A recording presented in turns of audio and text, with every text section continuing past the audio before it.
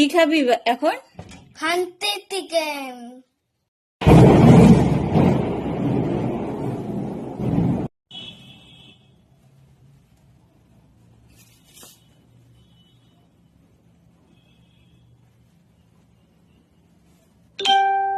দেখো হান্ডি চিকেনের এখানে আমার সবকিছু রেডি হয়ে গেছে। এখানে অনেক কিছুই আছে দেখতে পাচ্ছ।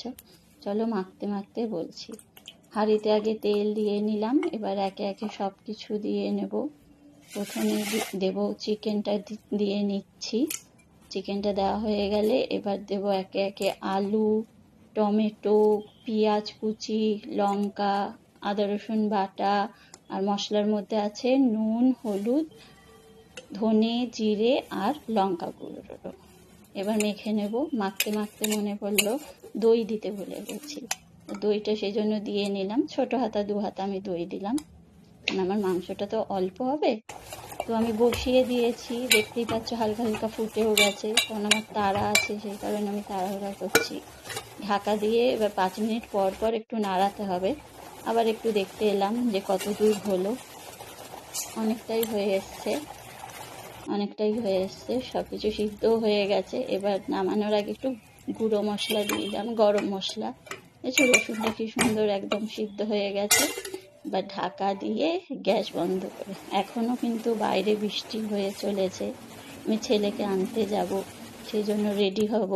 চলো আমি রেডিও হয়ে গেছি, এবার গ্যাসটা চেক করে নিই, কারণ আমি তো বেরিয়ে যাব, নইলে আবার অসুবিধা হবে। চলো ছেলেকে এনে নিয়ে তারপর দেখা হচ্ছে।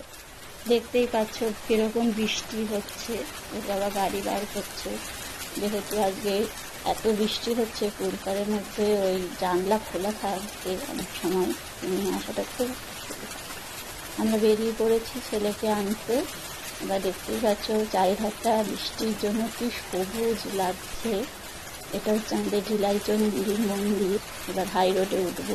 চলো হাই রোডে কিছু জিনিস দেখাতে পারি। জলের বিন্দুগুলো কি সুন্দর লাগছে না?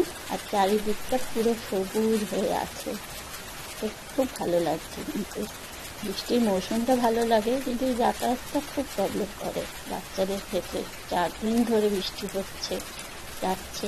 দেখতেই পাচ্ছ আমাদের এখানে কল্যাণী রোডে পুরো ফ্লাইওভার রেডি, এমসে যাওয়ার জন্য পুরো ব্যবস্থা। ওই ফ্লাইওভারটা কলকাতা থেকে এমসে আসার।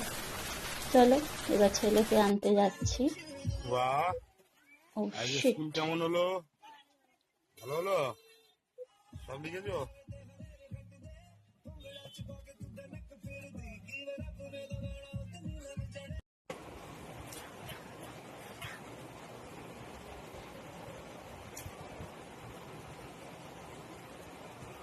কেমন হয়েছে হান্ডি চিকেন? ইয়ামি।